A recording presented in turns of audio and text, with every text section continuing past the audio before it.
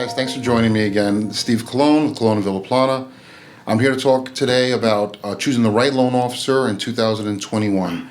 And unfortunately, one of my true friends, Corey Anglin from Fairway Mortgage, is here. He's one of my trusted loan officers. Please listen to what he has to say. It's very important. Well, Steve, thank you. Pleasure to be here. Great to start the year with you. Looking forward to doing some amazing things. Hello to everyone. My name is Corey Anglin, mortgage banker with Fairway Independent Mortgage, branch manager as well. Just to give you some quick insight into what we do, we are a nationwide lending institution. We provide financing across the country. All states we're licensed.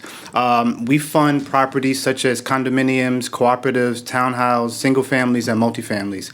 And so, Steve, this is a great conversation, especially at the start of the year. We have an opportunity to pretty much help guide people as we start the year the right way.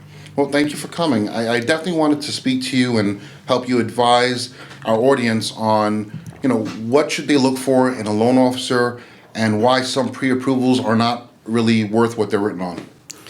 Well, with all due respect, it's not, our job is not easy, as you know, especially the pandemic has created a lot of challenges from an underwriting perspective, from a guideline perspective. But I will say taking your time, knowing your craft, having a team of professional people that can assist from pre-approval review to DTI analytics to analyzing different types of programs to ensure that people are purchasing the right types of properties in the areas where they should be. So it's a combination of experience, but more importantly, having really good communication, listening to your client. And I think that's one of the things that happens in our industry. Sometimes loan officers will tend to talk more than they listen, and it's hard to provide the highest level of service if you're not clear on what your client really needs.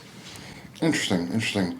So, Corey, when you pre-approve someone, what is different from your pre-approval process than the ones that, I tell you the truth, I just recently had a deal that after 6 months fell apart.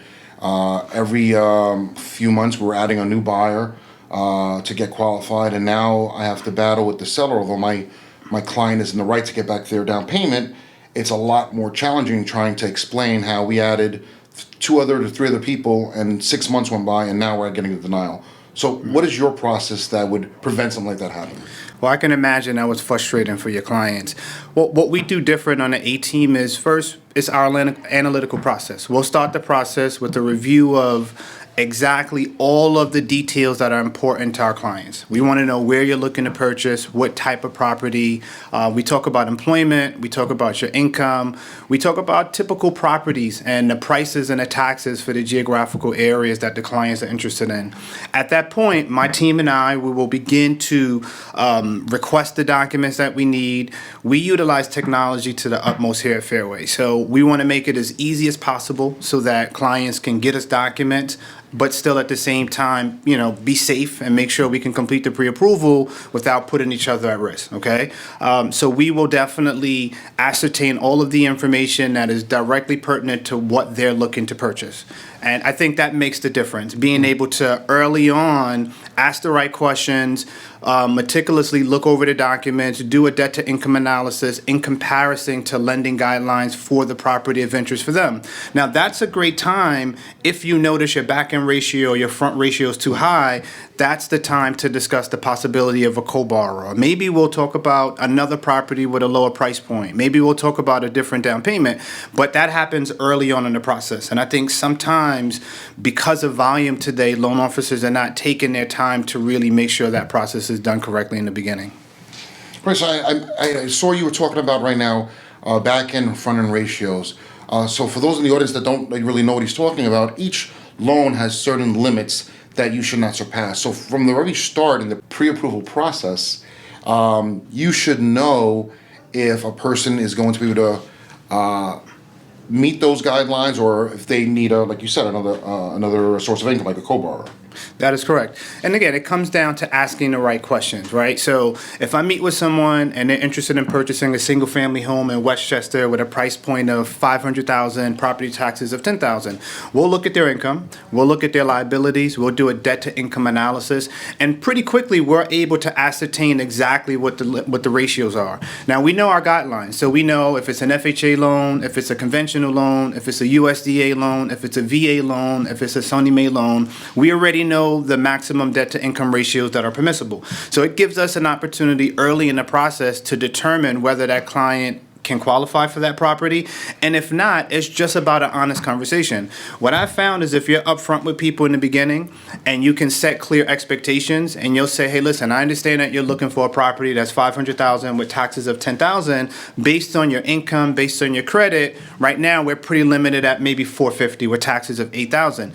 People respect that if you tell them in the beginning what the scenario is and what their purchase power is. Now, if that doesn't work, then we can entertain a conversation about a co-borrower, maybe a larger down payment. Sometimes people are not aware that you can pull money from your retirement account and use that to increase your down payment. You can receive a gift from family, which gives you the ability to increase your down payment. So there are some options, but it's better to have that conversation at the beginning of the process as opposed to issuing a pre-approval letter and now the client has fell in love with the home and now you're working in reverse. So I really think it comes down to having a team of experienced professionals that can help you.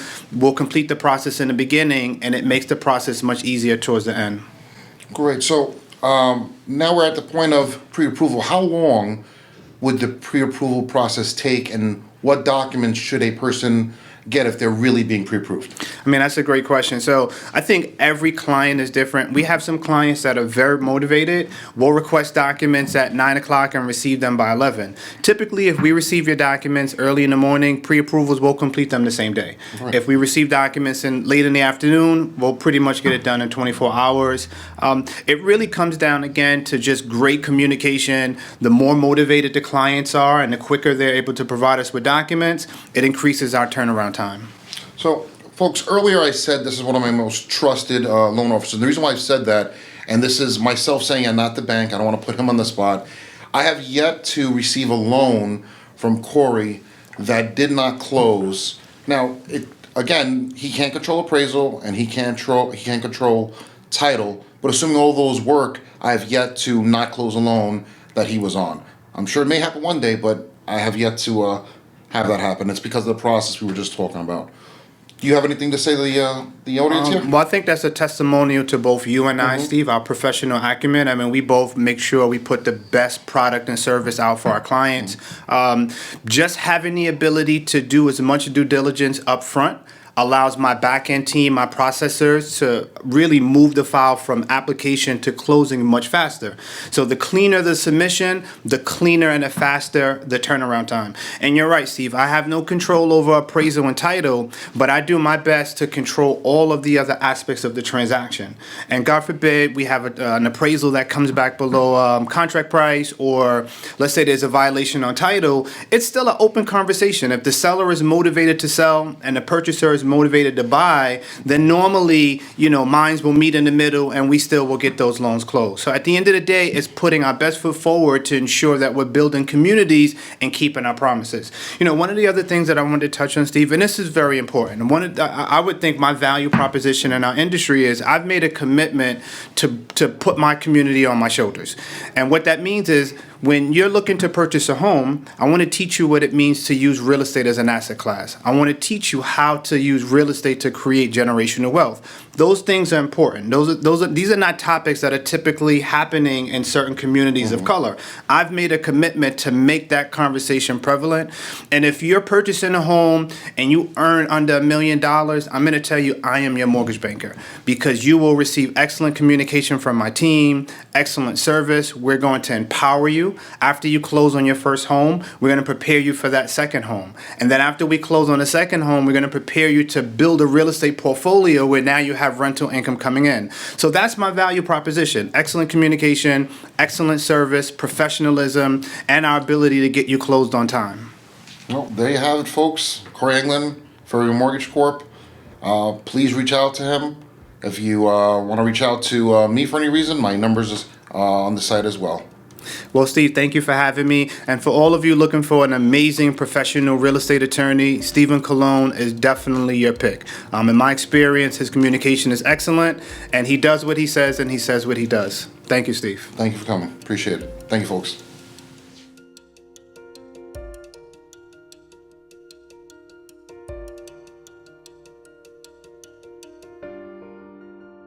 Hope you're enjoying the videos that you've watched today. They're not meant to be a substitution for speaking with your legal professional, but just an educational tool. Thank you.